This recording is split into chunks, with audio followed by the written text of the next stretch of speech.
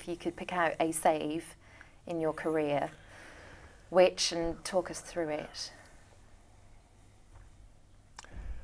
Well, I don't know if I have to. There's always there are always significant saves and moments in your career, and then when you play over 400 Premier League games, obviously it's very hard to, to pick one. But I would probably pick two, because they are both they have both similar importance. And I would say there was a game we played again with Chelsea against Spurs at Stamford Bridge, 0-0, and there was a Robbie Keane actually had a big chance with the header very close, and I made the save. And it was a great reaction save, but I think the significant part was that, when I came over and I started playing as a number one, ahead of Carlo Cudicini, which was the fans' favorite and absolutely fantastic goalkeeper, you have that feeling of everybody is thinking, oh, why is not Carlo playing? So, this was one of the moments where you think, okay, now the people maybe realize that I can do it. That's why I'm playing. And I think similar was with Arsenal when when we played Liverpool, and I made a Benteke save on my left-hand side, and that was where I made two mistakes in my opening game against West Ham, which is probably the worst start of your career in a new club. And then obviously you think, okay, next game at home, you want people to realize, okay, one bad game can happen, but we will actually benefit from having him in goal. And it was one of those games where when you make this save, you think like, okay, it's fine now. The people really understand that it's gonna be okay.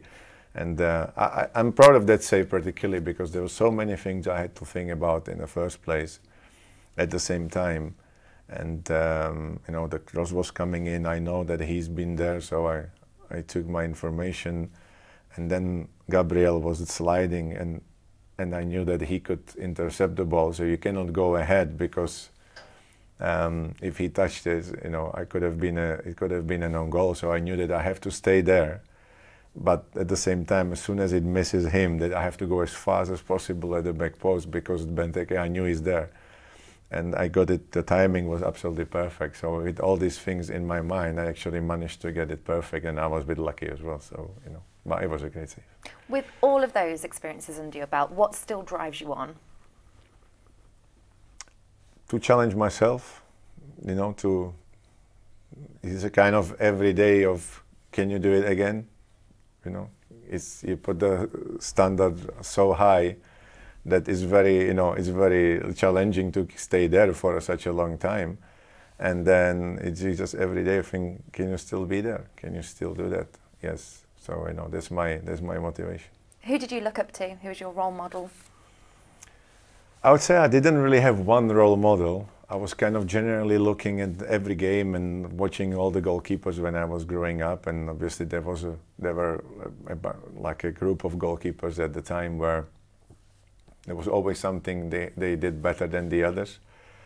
And I would say, the presence of Peter Schmeichel and the way he played the game was kind of different to everybody else because he was more advanced, aggressive, closing spaces, not always on his line.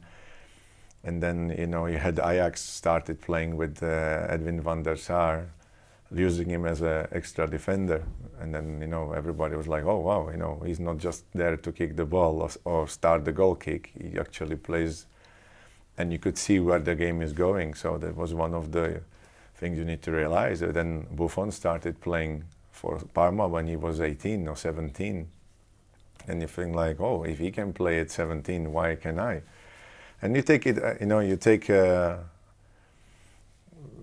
kind of like examples from, when you see Oliver Kahn, you're almost afraid to go into the box. If I was a striker and see him with his concentration in the face, sometimes you think like, wow, I'm even surprised the guy even ran close to the goal. So, no, I have to say, you have so many goalkeepers where you can take examples from, and this is what I was actually doing. I tried to make sure that, I can do everything.